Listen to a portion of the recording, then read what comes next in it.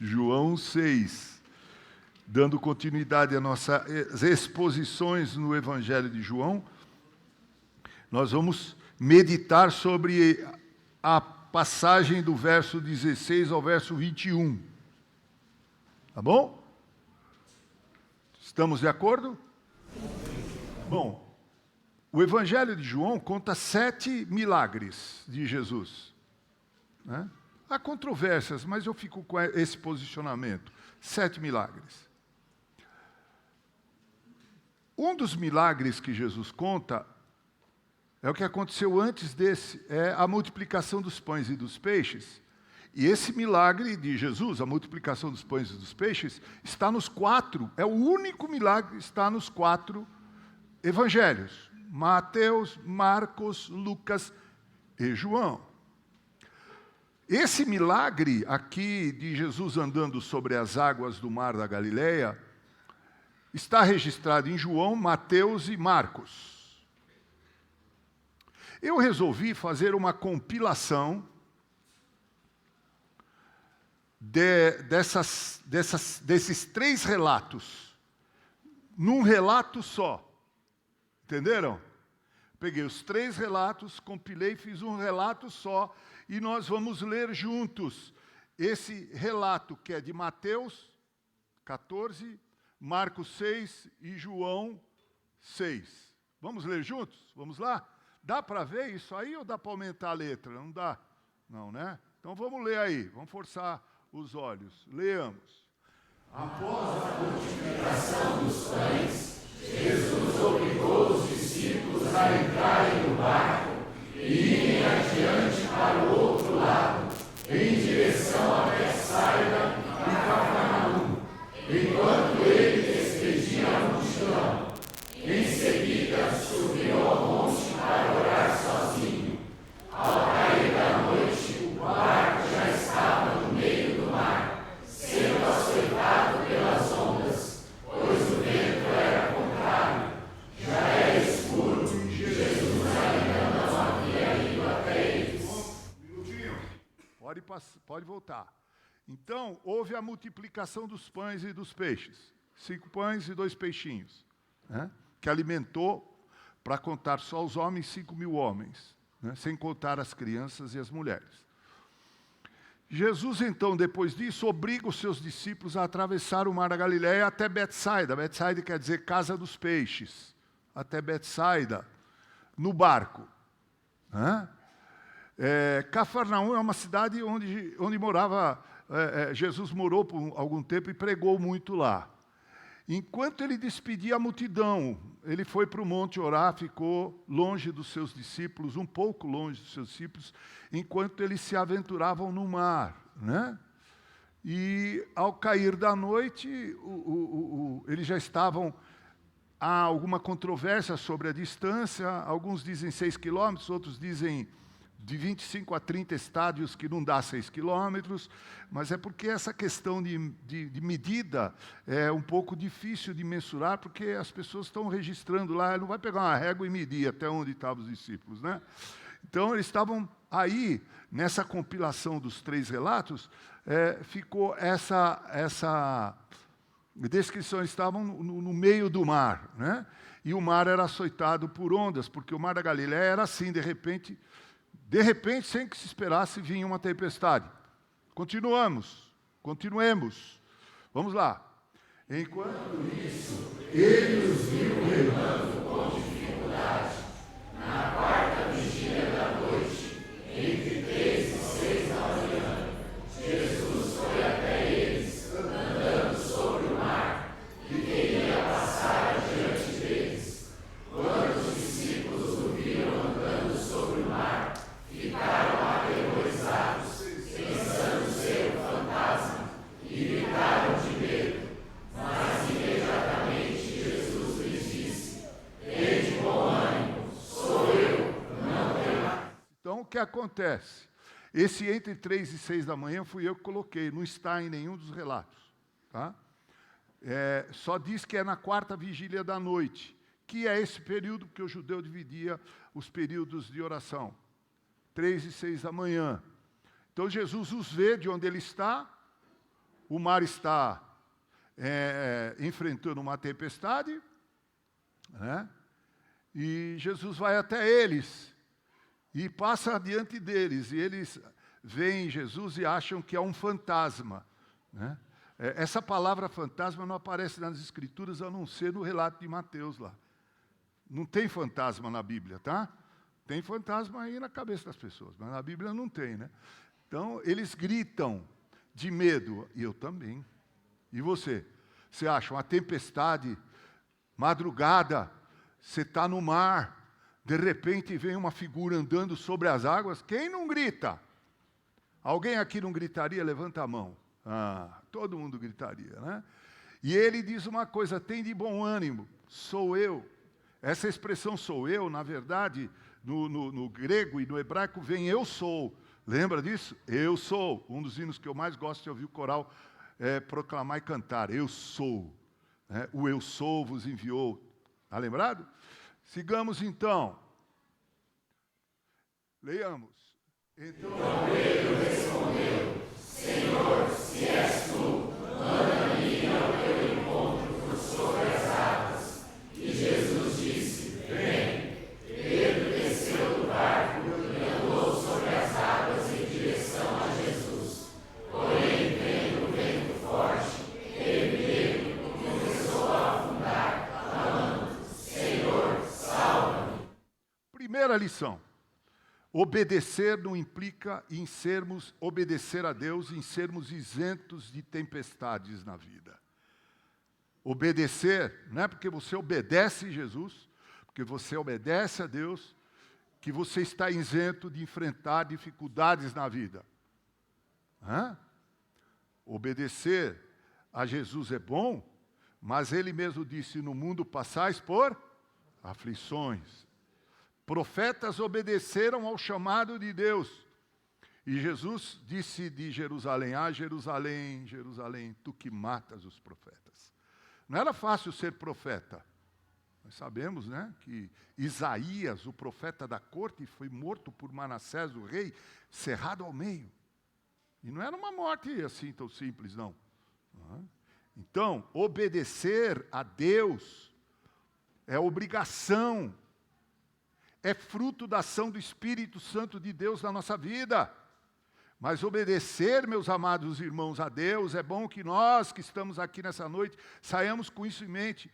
Não implica em que não enfrentaremos dificuldades. Eu li uma história de um jovem que ele foi na igreja, ouviu o sermão do pastor e resolveu aplicar o sermão do pastor. O pastor dizia, todo dia pela manhã, faça a sua higiene, tome seu de jejum e faça a sua devocional. Fale com Deus, converse com Deus, leia a Bíblia, deixe Deus falar ao teu coração. E ele começou a fazer isso. Passou uns 15 dias, ele procurou o pastor triste, meio deprê. Né? Falou, pastor, eu ouvi o que o senhor falou. E eu comecei a praticar. Então eu levanto, faço minha higiene pessoal, tomo o meu café, aí eu pego a minha Bíblia, vou lá, leio, tento meditar, faço orações, mas... Pastor, as coisas estão piorando. Não dá certo. Pastor, dá certo, sim. Imagine você, se você não lesse a Bíblia e não orasse, como seria o seu dia a dia. A gente nunca sabe. Nunca sabemos. Moisés atendeu ao chamado de Deus contra a vontade dele. Deus o chamou, ele obedeceu. Mas olha... Ser pastor daquela igreja no deserto não é para qualquer um, não. Porque Deus chama e capacita. Então, a primeira lição que você deve sair daqui com ela, com base nesse texto que lemos, é obedecer a Deus não implica que você será isento, estará livre de tribulações, de provações, de perseguições. Obedecer a Deus muitas vezes implica em dor e perseguição. E muitas lágrimas, não poucas. Segunda lição. Parece às vezes que Deus está longe, mas Ele nunca está longe. Ele está sempre atento ao que acontece conosco. Lá, Jesus viu seus discípulos no mar. Eu gosto muito de um versículo, eu sempre disse isso para os meus filhos, né? que a gente tem a mania de esconder da esposa, do esposo, dos pais, né? Do pastor, dos presbíteros. Né? Mas de Deus a gente não esconde nada, não. Olha, não esconde não. Ele sabe até a sua senha do seu Google. Ele sabe tudo. Né?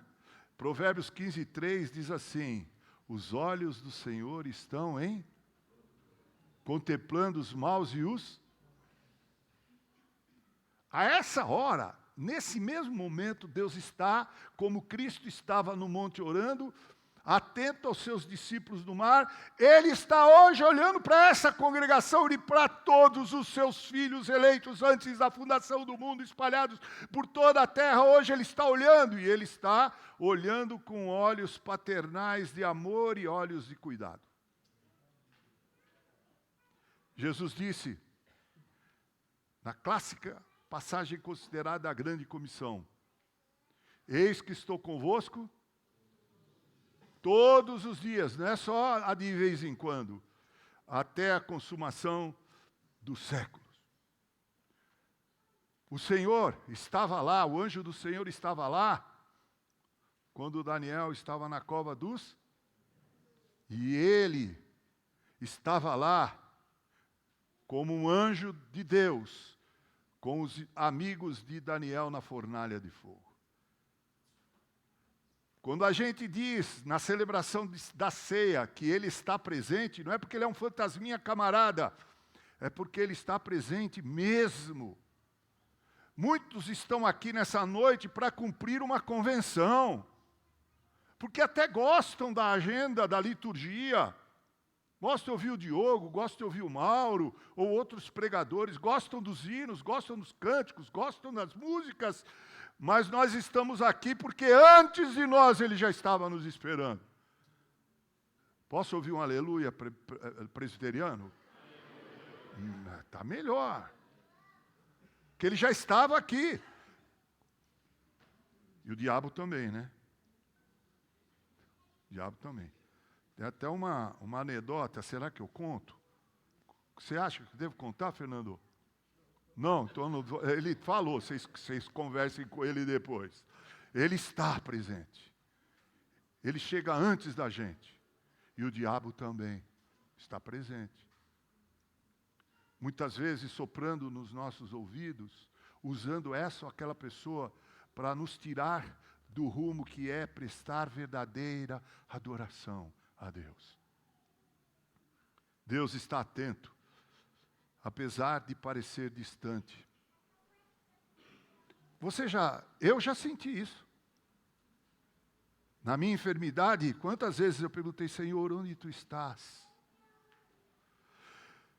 Diz que o Papa, aquele polonês, quando esteve visitando, acho que foi ele ou Ratzinger, não sei qual dos papas, quando visitou Auschwitz, ele disse: onde Deus estava quando tudo aquilo acontecia. Auschwitz, lá na Polônia, onde havia as câmeras de gás, onde milhões de judeus foram queimados,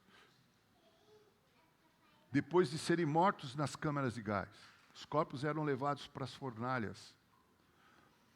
Em 2004, quando o tsunami varreu a Indonésia e matou quase 200 mil pessoas, um pastor aqui de São Paulo, famosíssimo por fazer palestras em congressos, disse: onde Deus estava quando tudo aquilo acontecia?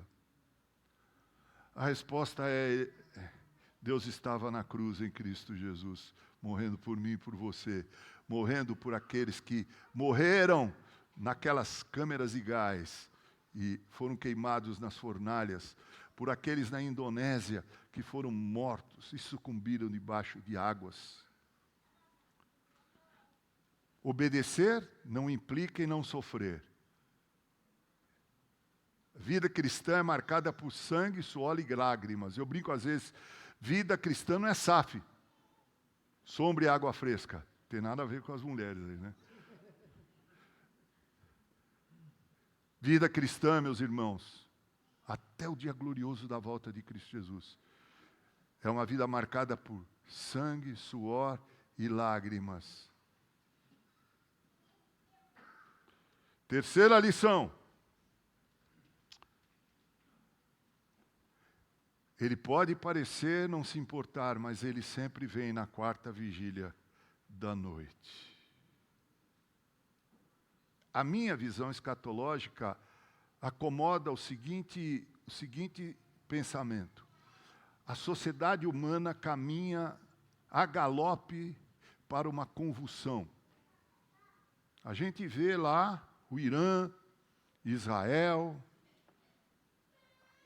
a gente vê os muçulmanos invadindo Londres, o mundo ocidental e ameaçando não só os cristãos. Eles dizem de forma explícita que eles não querem aniquilar apenas os cristãos, eles estão dispostos a aniquilar todos aqueles que não veem Alá como eles o veem.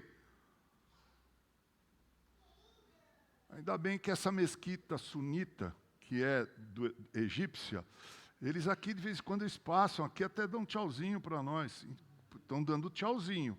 Eu não sei se é tchau, daqui a pouco a gente vai se ver livre de vocês, ou se é assim né? Mas a verdade é que onde eles são minoria, meus irmãos, isso eu já disse aqui um dia e fui interpelado na porta da igreja. Não me venha dizer que o Alcorão ensina a amar o próximo que está lá. Morte aos infiéis! Leia lá. Eu li 2 vezes o Alcorão, a contragosto. O mundo está convulsionando. Guerra no Irã, o Irã é um país, o Estado é teocrático, um Estado de hegemonia islâmica e xiita.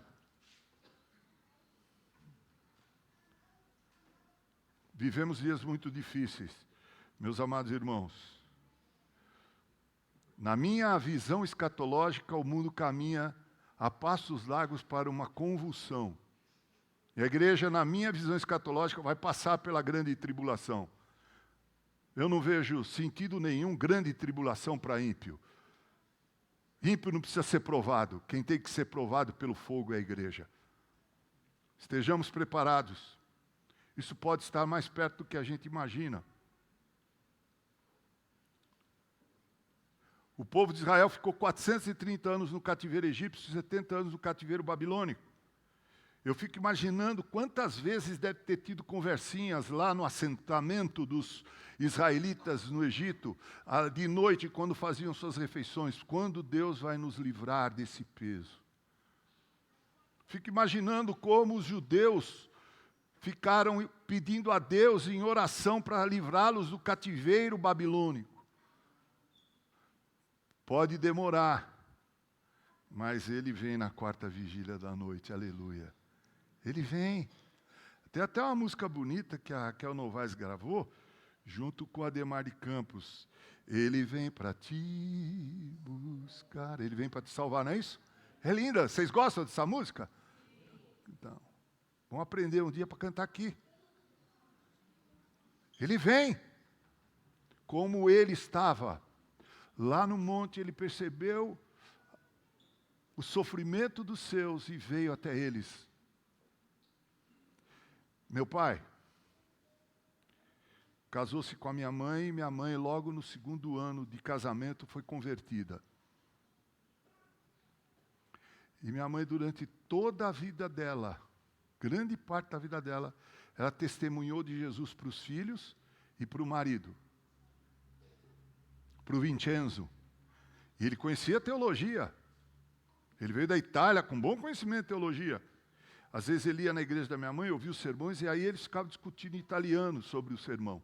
Eu entendia alguma coisa. E ele sempre se manteve na teologia dele, crendo num Jesus meio paralítico, num Jesus que pode salvar, mas nem tanto, se você não fizer obras de caridade. Numa liturgia que não contempla a liturgia do Antigo e do Novo Testamento, cheio de dogmas. Meu pai era assim. Mas Deus veio ao meu pai na quarta vigília da noite. 6 meses antes dele partir, ele foi batizado no seu leito de morte. Eu jamais vou me esquecer. Esses dias a minha nora ligou para mim e falou: ô sogro, conta uma história sua com seu pai, porque a Larissa precisa levar para a escola. Né? Aí eu contei lá uma historinha que me ocorreu na hora, e não me ocorreu contar essa história que eu acho linda. Meu pai, faltando 2 meses antes de falecer, ele sabia que tinha câncer de pâncreas e estômago, toda a metástase, sofrendo muito, dores terríveis, porque naquele tempo não tinha equipe que trata de dor em hospital. Você tomava, era mesmo aquela, como é que é o nome? Morfina. 2 meses antes de morrer, ele disse: Landa, me leva para o hospital porque eu paguei Iapetec. Lembra disso? Você lembra, né? O Sálvio também. Você não lembra. Era o INSS de hoje.